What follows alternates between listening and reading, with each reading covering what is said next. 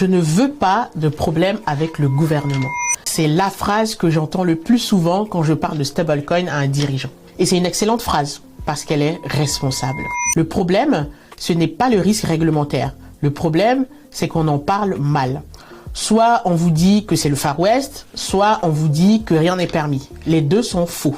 Mais avant, une définition. Un stablecoin, c'est une version numérique de l'euro ou du dollar qui circule sur une blockchain, ce qui la rend plus rapide et moins coûteuse à déplacer. J'ai fait une vidéo complète sur les stablecoins, notamment leur utilisation en entreprise. Je vous invite à aller la voir, le lien est en description. Ce qu'il faut retenir, c'est que ces fameux stablecoins ont le super pouvoir de rendre vos paiements à l'étranger transparents, rapides et moins chers. Première idée à corriger, non, les stablecoins ne sont pas dans un vide juridique. Le cadre existe et il s'est construit très vite ces 2 dernières années. En Europe, depuis le règlement MiCA, les actifs numériques sont encadrés. Les stablecoins comme l'USDC sont conformes à ce cadre européen avec obligation de réserve et de transparence.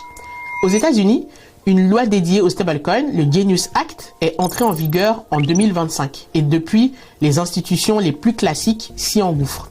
Ailleurs dans le monde, le mouvement est le même et il va dans un seul sens, celui de l'encadrement et non de l'interdiction.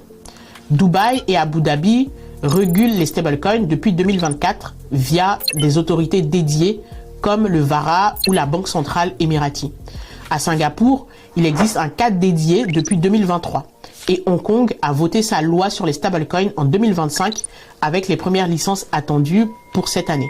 Maurice, avec son Vetos Act, en vigueur depuis 2022, est l'une des rares juridictions africaines à offrir un régime dédié et aligné sur les standards internationaux. Le cadre y couvre les actifs numériques. Sur les stablecoins précisément, une guidance spécifique est en cours de précision. Même chose de l'autre côté de l'Atlantique, le Canada a adopté en 2026 une loi dédiée aux stablecoins qui place la Banque du Canada comme superviseur des émetteurs et traite tous les instruments comme des moyens de paiement. Et en Amérique latine, le Brésil encadre désormais les stablecoins comme des opérations de change supervisées par sa banque centrale, tandis que l'Argentine et le Mexique ont leur propre régime. En Afrique francophone, c'est plus contrasté. Les règles diffèrent entre l'UEMOA et la CEMAC. Point important sur cette zone, le 8 mai dernier s'est tenue à Dakar une conférence historique sur les cryptoactifs qui réunissait l'ensemble des banquiers centraux de la zone. Ce qui en ressort, c'est que les banquiers centraux ouest-africains et de l'Afrique centrale sont d'accord sur une seule chose. Il est temps de donner un cadre réglementaire aux stablecoins, non pas dans le but de les interdire, mais plutôt de les réguler et de protéger les entreprises et les particuliers. Pour résumer, les réglementations des différents pays dans le monde disent une seule chose. Les stablecoins sont une innovation financière, donc il est hors de question de les interdire, mais plutôt de les réguler, de les encadrer, afin de permettre aux acteurs économiques de les utiliser en toute sérénité. Le régulateur ne dit pas que tout est rose. Il pointe des risques réels et je préfère vous le dire moi-même. Le Financial Stability Board, l'organe du G20, alerte sur les stablecoins en devises étrangères dans les économies émergentes. Sa principale inquiétude, c'est la substitution monétaire. Si tout le monde se met à utiliser les dollars numériques, la monnaie locale s'affaiblit. Et on peut assister à une perte d'efficacité de la politique monétaire. Donc les banquiers centraux ne pourront plus diffuser la politique monétaire dans l'économie. On peut assister à un contournement des contrôles des capitaux et j'en passe.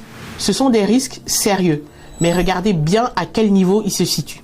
Ce sont des risques macroéconomiques à l'échelle d'un pays, d'une banque centrale, d'une économie entière. Ce ne sont pas des risques d'une PME qui règle un fournisseur. Et c'est là tout l'enjeu. Le risque que pointe le régulateur, c'est celui d'un usage massif, spéculatif, qui remplacerait la monnaie locale dans toute l'économie. Votre usage, si vous utilisez des stablecoins pour régler un fournisseur à l'international, est différent. Vous, ce que vous faites quand vous utilisez un stablecoin pour payer, c'est régler une facture précise à un fournisseur identifié sur un montant donné avec une conversion immédiate en monnaie locale. L'argent ne stationne pas. Il ne sert pas à fuir une devise, il ne remplace rien. Il paye une facture plus vite et moins cher, point. Le stablecoin devient un rail et non une finalité. Un usage de paiement B2B ponctuel, traçable avec une conversion immédiate et passage par des prestataires régulés ne relèvent tout simplement pas des risques que le FSB décrit. Comprendre cette distinction, c'est ce qui sépare le dirigeant serein du dirigeant inquiet. Concrètement, opérer proprement, ça veut dire respecter quelques principes simples. Travailler avec des prestataires régulés, pas avec n'importe quelle plateforme. Tracer chaque opération comme n'importe quel flux comptable. Convertir sans laisser de position ouverte. Et surtout, connaître le cadre précis de votre corridor des deux côtés, départ et arrivée. Parce que le cadre n'est pas le même selon que vous payez au Sénégal, au Cameroun, à Maurice ou à Dubaï. Le sens du flux change tout. Et c'est exactement ce qu'il faut cartographier avant de faire quoi que ce soit. Donc non, la réglementation n'est pas une raison pour ne rien faire. C'est une raison pour bien faire dès le départ. Pour ça, j'ai rédigé des notes de synthèse réglementaires. J'ai analysé 4 corridors, Europe, Afrique de l'Ouest, Europe, Afrique centrale, Europe, Maurice et Canada, Afrique. Chacune pose le cadre réglementaire des deux côtés à titre informatif. Téléchargez celle qui correspond à votre corridor. Le lien se trouve en description de cette vidéo. C'est le meilleur point de départ avant toute décision.